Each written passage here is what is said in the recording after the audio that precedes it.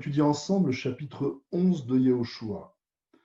Ce chapitre est consacré à la conquête du nord du pays de Canaan par les Bnei Israël. Le roi Tratsor, le roi dominant de la partie nord du pays de Canaan, rassemble les 16 roitelets du nord de Canaan au pied de Mémarom.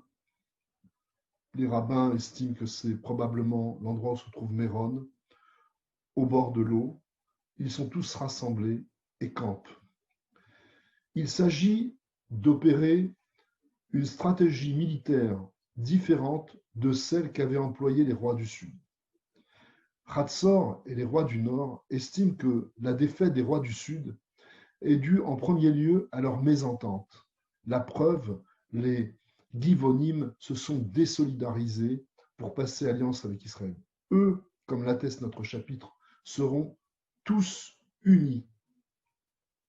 Deuxième point, les rois du Nord, sous la houlette de Hatzor, estiment que le combat, même si jusqu'à présent s'est déroulé de façon miraculeuse du côté des Hébreux, a néanmoins une chance d'être gagné si la supériorité militaire est éclatante. Et il rassemble donc des milliers de soldats, des dizaines de milliers de soldats.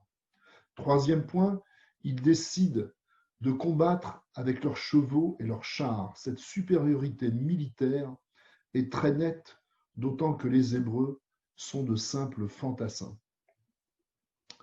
La bataille est lancée par Yehoshua, par surprise.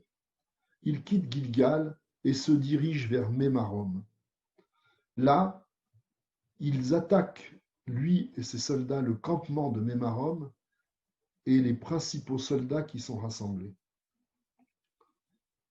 Les soldats de Hatzor et des rois du Nord prennent la fuite. Dieu demande à Yehoshua, à ce moment, de couper les jarrets des chevaux qui sont à Mémarom et de brûler leurs chars. Yehoshua réalise cet ordre. Cette recommandation a un double objectif. Le premier, de donner un signe à Yehoshua que Dieu est à ses côtés et que s'il arrive effectivement à couper les jarrets de chevaux et à brûler leurs chars, c'est bien la preuve que Dieu est toujours derrière lui, toujours avec lui dans ce combat. La deuxième raison de cette exigence consiste à dire aux Hébreux le message suivant. Ne pensez pas que vos prochaines victoires proviendront du fait que vous préemptiez ces chevaux et ces chars à votre bénéfice pour poursuivre la guerre. Vous avez surtout besoin de votre union et de l'aide de Dieu. Et donc, il faut détruire ce qui pourrait constituer dans leur esprit un atout militaire.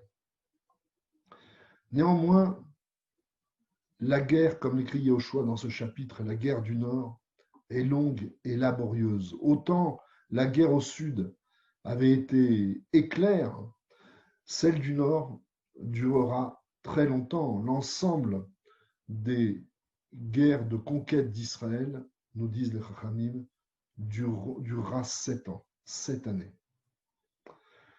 Cette lenteur est due d'une part à un effet d'épuisement des Bnei Israël et de Yehoshua, et cette lenteur s'explique aussi par l'entêtement des peuples cananéens, notamment du Nord, qui refusent la soumission à Israël, comme les Givonim l'avaient fait.